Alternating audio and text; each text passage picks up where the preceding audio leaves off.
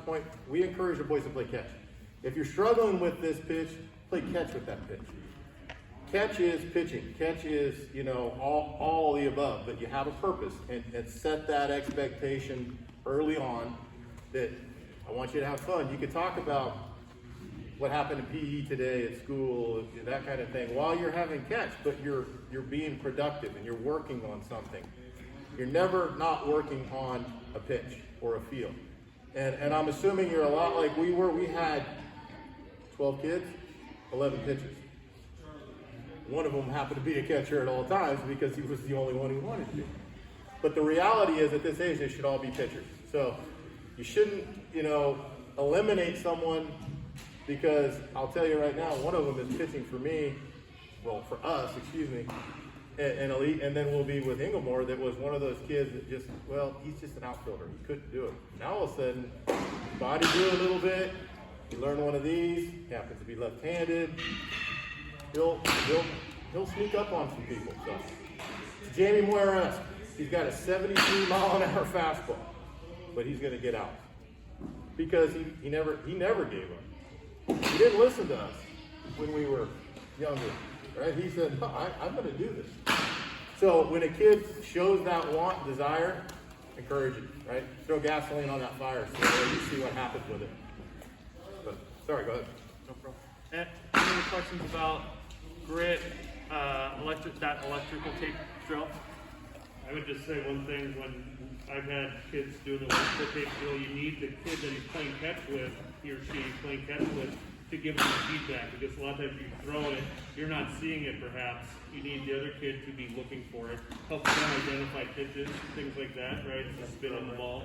But they could give the feedback on whether or not he threw it correctly or not, or if it's wobbling or what have you. This is going to take a long time. Something just occurred to me. I learned it way too late in life. Playing catch, points, right? There's intent. Your kids are going to love this drill because, hey, 1 point here, 2 points here. If you hit me center chest, you get a point. If you hit me here, you get 2. So that encourages them to do all these things you're teaching them without them knowing it, so that it becomes that repeatable aspect. But something as simple as points, I didn't learn until I was a single A ball. And I'm like, God, this would have been a whole lot more enjoyable for all those years of throwing at somebody.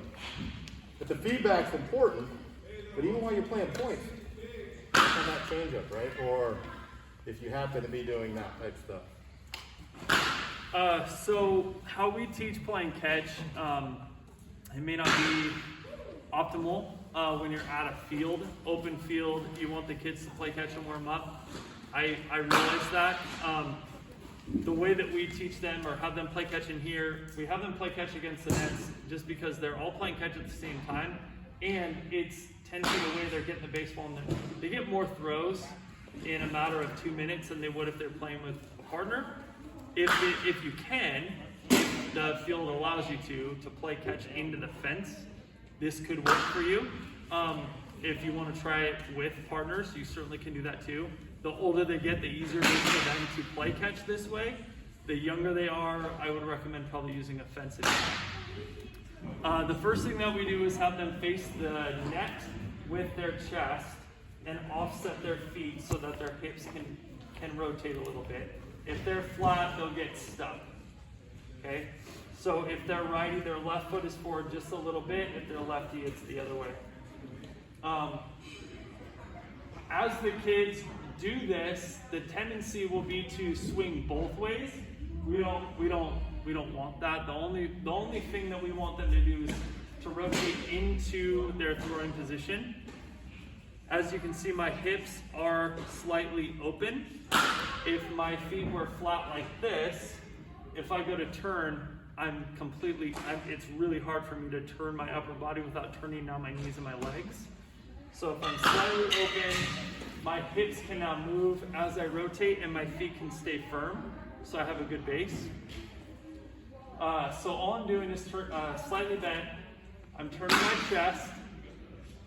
As I get my chest closed, my hips are slightly open. Here's where I separate. So here's where that 1, 2, 3 drill could really work too. I swing to separate. We have them stop here, check to make sure they're matched, mirrored, whatever it is you want whatever you want to call it. If it's too long here, this is a good chance for you to stop them and get them to feel what it should look like matched. If it's long here, right, however they feel comfortable, get them matched, mirrored, whatever that looks like. And then from here, it's just simply turn, thumb up, thumb down to thumb out, elbow into rib cage, and throw the baseball. I'm not finishing with anything like this. I'm just simply trying to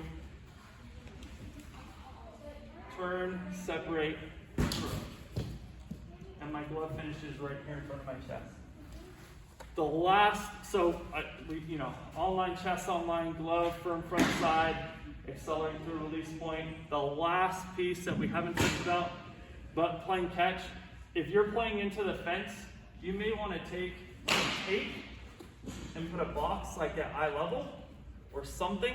If they don't have a target to throw to, you'll see this. And that's, 47 hops to first base. That's not ideal. It's not benefiting anyone. No.